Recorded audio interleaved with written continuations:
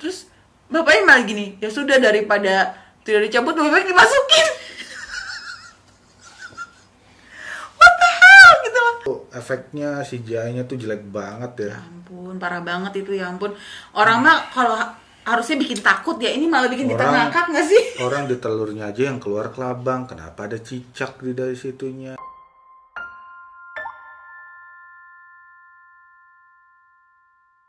Hari ini kita mau bahas film Teluh berlatar tahun 90-an. Dan film ini diadaptasi dari kisah nyata dan disutradarai oleh Deddy Mercy sekaligus produsernya juga ya. Bersama Gambulano sebagai penulis naskah. Dan sebelumnya Deddy Mercy ini pernah menyutradarai film seperti Palastik, Hagesu, dan Hantu Merah Casablanca. Nggak ada yang tahu aku. Pemain utamanya ada si Baron Hermanto sebagai bapaknya ya.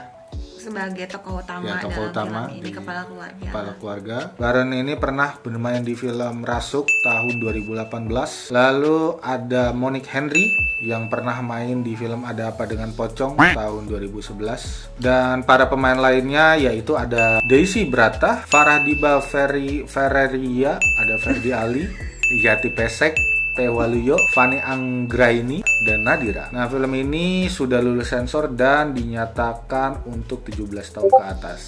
Ya karena sebenarnya bukan karena adegan yang aneh-aneh atau adegan dewasa, tapi memang karena filmnya itu ada adegan-adegan yang disturbing ya, yang sangat apa sih namanya, violence ya, penyiksaan, dan yang sangat disturbing banget. Jadi film ini bercerita tentang, seperti nama judulnya aja, Teluh ya. Teluh itu kan kira-kira seperti santet ya. Nah, di film ini ada satu keluarga yang kena santet. Tapi sebelumnya kita udah tahu bahwa si tokoh utamanya ini si bapak siapa namanya ya? Baron. Baron nama aslinya. Karakter si Baron ini dia itu selingkuh kan dengan perempuan bernama Yulia. Jadi karyawannya sendiri. Ternyata si Yulia ini mati, ada yang ngebunuh gitu kan. Kemudian setelah si kematian Yulia ini, keluarganya si Baron tiba-tiba kena teluh lah satu-satu. Itu mulai dari ibunya. Mulai ini ya, apa, kejadian-kejadian ganjil. Aneh. Nah, mereka tuh mencari tahu ke dukun. Kenapa ini mereka seperti ini? Nah, si dukunnya tahu lah ya, namanya juga sesama setan kan ya, kan komunikasi itu. Jadi tahu lah bahwa ini ada yang apa ya namanya? Yang dendam, yang sakit hati gitu, dan dia sangat kuat sekali menyantet keluarga ini gitu. Jadi nah, mulai mereka mencari tahu siapa, karena kata si dukunnya ini yang bisa cuman orang yang dukun yang lebih sakti lagi, atau si yang kira santet ini kayak udah damai gitu, udah nggak mau itu lagi. Seperti itu sih ceritanya. Yang aku suka dari film ini ya, ini kan jadi kayak dari mulainya itu memang kayak, jadi di masyarakat Jawa ya pasti udah pada tahu lah ya, yang apalagi yang akrab dengan kejawen gitu, mereka tuh pasti udah terbiasa banget bahwa hal-hal yang gaib gini tuh emang ada di sekitaran mereka. Itu digambarin juga di pembantunya itu, yang langsung kayak ngelihat yang ada bola api gitu kan. Kayaknya sih emang di setiap daerah pasti gitu ya penggambarannya teluh-teluh gitu ya. Di Bali aja kalau nggak salah ya kan dilihatnya ada yang bola api gitu. Jadi memang mereka tuh udah terbiasa yang seperti itu. Jadi pas si pembantunya ngelihat, dia langsung kayak, wah ini, langsung tahu dia, oh ini pasti di Teluh kayak gitu. Kemudian aku juga suka sih karena syutingnya juga di apa sih, aku nggak tahu tuh bentuk rumah-rumah Jawa lah. Nggak Jawa, nggak desa sayang, itu lebih kayak keraton nggak sih, kayak rumah-rumah ya kan ya, rumah-rumah keraton gitu yang gede, terus halamannya luas, terus ada pembantunya, ada yang cowok itu tuh yang setia banget lah gitu kan. Ya ceritanya sih lumayan ya, ceritanya juga aku lumayan suka karena katanya sih ini based on true story ya, tapi entah kenapa yang mananya nih yang true story-nya gitu, yang bingung apakah yang si bapaknya selingkuh ataukah yang teluhnya atau gimana, kita nggak tahu. Cuman ceritanya sih lumayan, ada twistnya juga lumayan itu, apa ya, nggak terlalu wadidaw sih gitu, karena kan waktu ngelihat trailernya sih sebenarnya udah nggak mood untuk nonton ya, karena emang ya kalian sendiri aja dari trailernya aja kan udah bisa menilai sedikit kan akan seperti apa filmnya.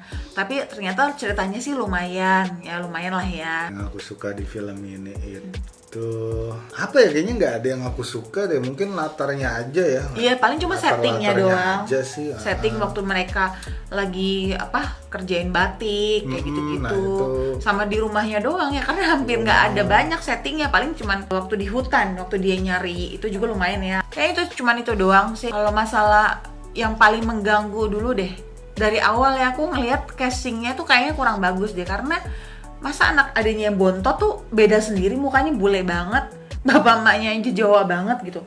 Ya kan itu aja udah kayak tidak tidak masuk akal gitu, dan gue nggak merasa mereka tuh adalah keluarga gitu. Dari mukanya aja yang udah terlalu jauh beda sendiri gitu sih, ada yang Bontotnya. Di film ini itu kayaknya bukan film, ini lebih cenderung ke sinetron ya, karena aktingnya ini sangat wadidaw. Iya. Dari sebenarnya dari mulai juga aku dari mulai iya betul. Yang kecekek tuh nggak? Kecekek. Yang si Yulianya lagi dibunuh dan kecekek itu apaan sih? Itu ganggu banget gitu, kayak bukan kecekek tuh nggak gitu.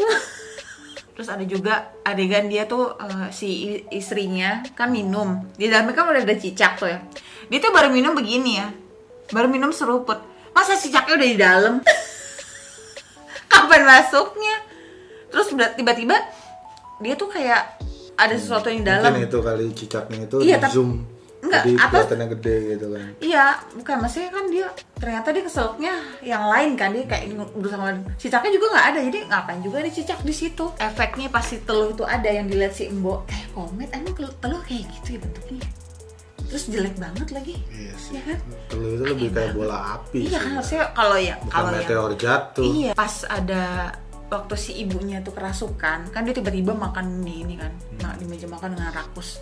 Kan ada tuh kayak berapa detik yang dia ngagetin kan, yang wah, tiba-tiba dia ada yang lipstiknya hitam kan, tapi itu pakai efek tau, bukan pakai make up. Lu liatin, lu nggak sih?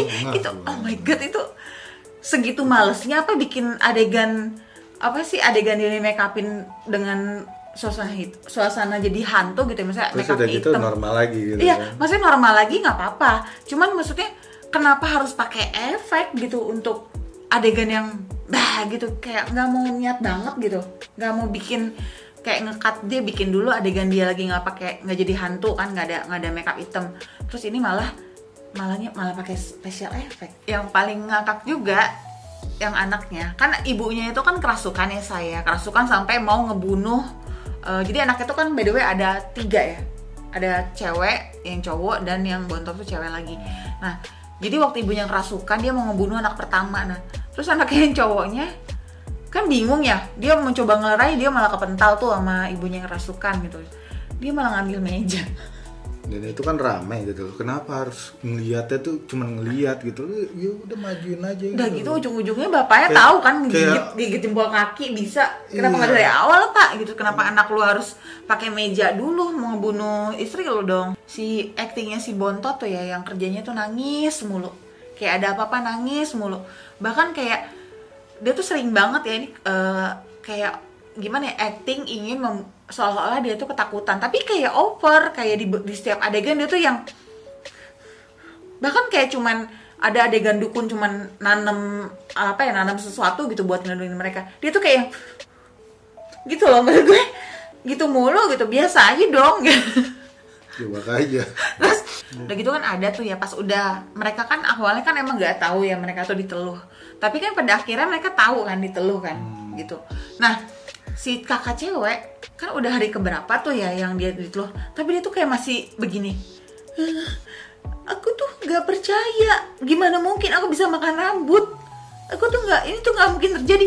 Lah kan ente udah tahu kalau ente itu lagi diteluh gitu, kenapa lo masih nanya lagi kapan lo makan rambut? Itu kan kayak apaan sih gitu loh. Oh ya si bapaknya juga kan, bapaknya kan akhirnya nyariin ya menuju ke ini, ke rumahnya si Martiah itu, rumah si ibunya pokoknya rumah si siapa sih selingkuhannya lah gitu. Ternyata udah pindah kan. Terus tiba-tiba dia ke hutan aja gitu, nggak tahu dia lagi mau pulang atau lagi ngapa, tiba-tiba dia nemu si Martiah.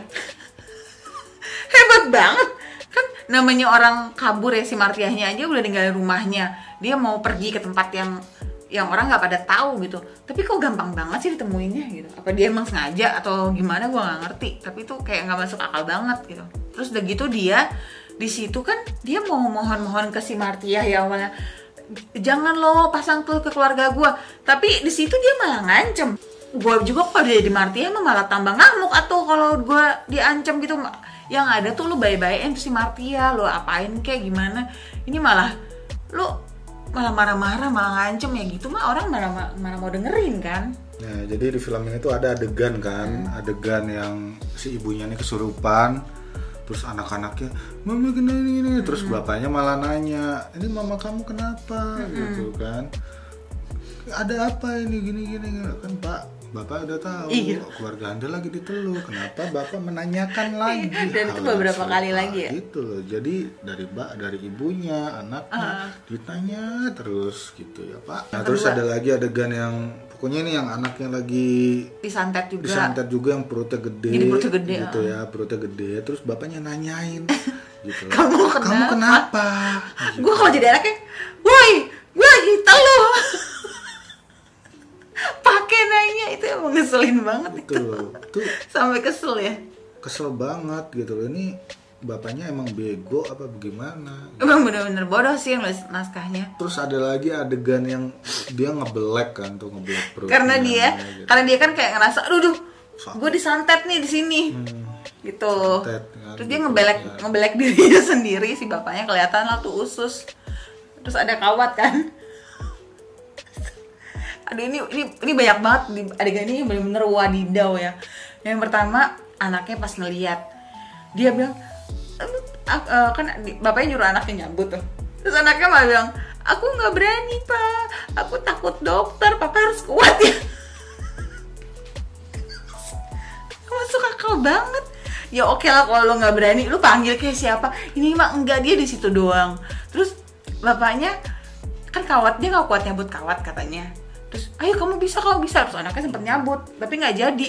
Terus bapaknya malah gini, ya sudah daripada tidak dicabut lebih baik dimasukin. What the hell gitu loh. Astaga, ngapain? Lu udah ngebelak diri lo sampai usus lo kelihatan. Ini benar-benar kelihatan ususnya gitu. Terus abis itu adegannya tiba-tiba banget lagi. Iya, tiba-tiba udah ini kan ada adegan lain yang pokoknya adalah yang meninggal. Kemudian tapi bapaknya nggak ada tuh ditunjukin, dia entah di rumah sakit atau dia panggil dokter private buat ngejahit lukanya. Udah biasa aja gitu, udah kayak ya paling dia kayak ada sakit sedikit gitu, tapi kan itu nggak mungkin banget gitu. Terus setelah dia adegan itu aja, dia sempet ya kan kayak marah-marah gitu ya gitulah, ngejar si yang tukang yang nyantetnya dia ini. Masa ya gua aja ya yang operasi usus buntu pakai laparoskopi yang kecil itu tuh ya, abis operasi aja tuh butuh berapa lama gitu. Itu dijahitnya sedikit gitu, dibeleknya dikit.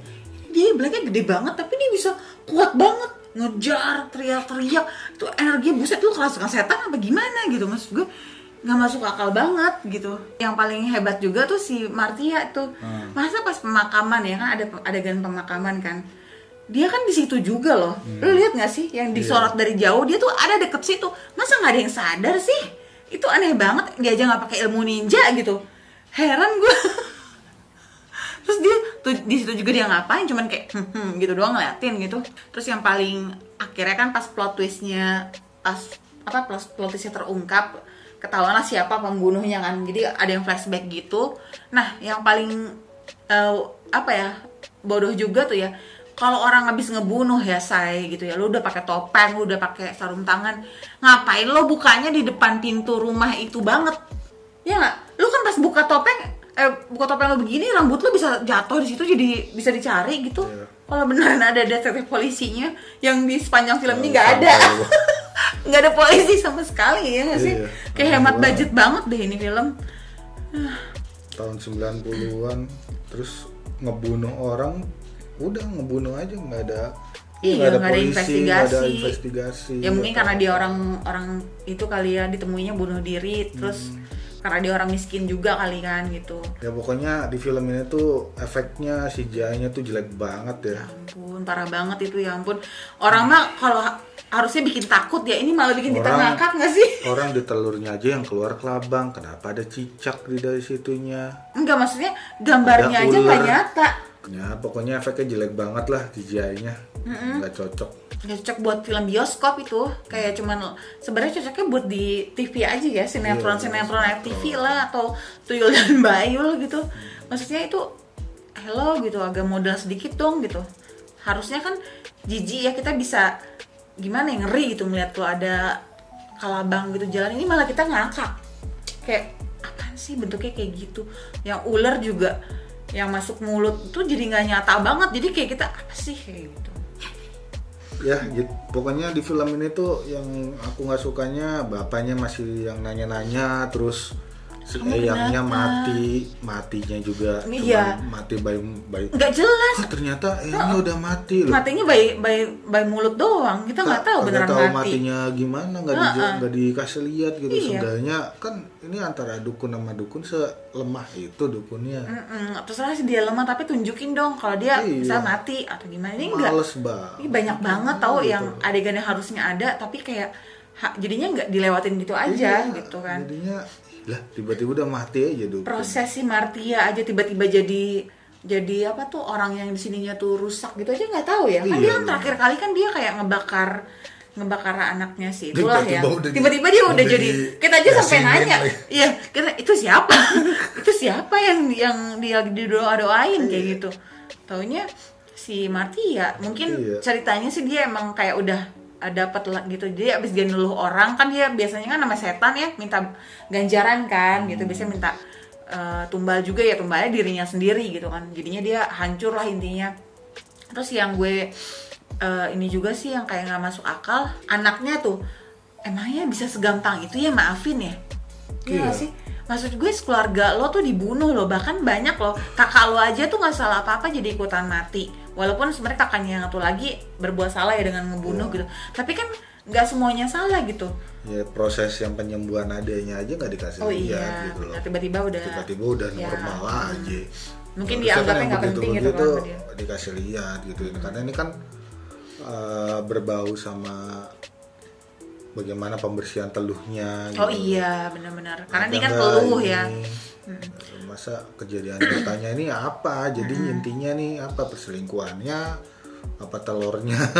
Udah gitu yang paling aku nggak suka ya di sini tokohnya itu kan marah-marah ya karena katanya anaknya dibunuh. Oke lah anaknya dibunuh, tapi kan sebelum itu ente udah tahu anak lo tuh pelakor gitu. Maksudnya lo kok masih ngedukung gitu. Itu kan lo juga salah gitu. Jadi bingung gitu. Semuanya tuh bejat-bejat semua gitu. Terus yang nggak salah apa-apa juga kena gitu. Oke, saya akan langsung saja menilai untuk film Teluh. Aduh, kayaknya 4 aja. Tempatnya. Karena aku sebenarnya nggak terlalu berharap ya, karena dari ngeliat trailernya aja udah emang jelek, udah kelihatan kan CGI-nya yang jelek, actingnya yang terlalu berlebihan gitu. Jadi aku kasih 4,8 deh. Ya, semangat terus lah buat perfilman Indonesia biar semakin banyak yang perlu dikoreksi lah. Seperti film-film ini ya, khususnya film-film horor ya, karena kan orang Indonesia tuh suka banget Indonesia film ini horor. iya betul. Cobalah lebih dibikin keren lagi lah gitu loh. Jangan ala-ala kayak gini asal jadi udah tayang di bioskop gitu loh. Itu aja untuk review kami hari ini. Jangan lupa bagi yang baru mampir di channel kami untuk klik like, subscribe, dan juga di-share jika kalian suka dengan video kami, dan follow sosial media kami di @inierin untuk Instagram dan facebook.com/inierin i-nya 2 untuk Facebook fanspage. Mohon maaf kalau kita mereviewnya sangat-sangat jujur karena film Teluh ini sangat-sangat wadidaw gitu ya. Walaupun dia sebenarnya udah ada pre-sale duluan tau. Aduh. Wow, kata gue, wow hebat banget gitu. Dia udah ada pre-sale sebelum waktunya. Oke, dengan sangat menyesal kami akan tutup konten kami hari ini.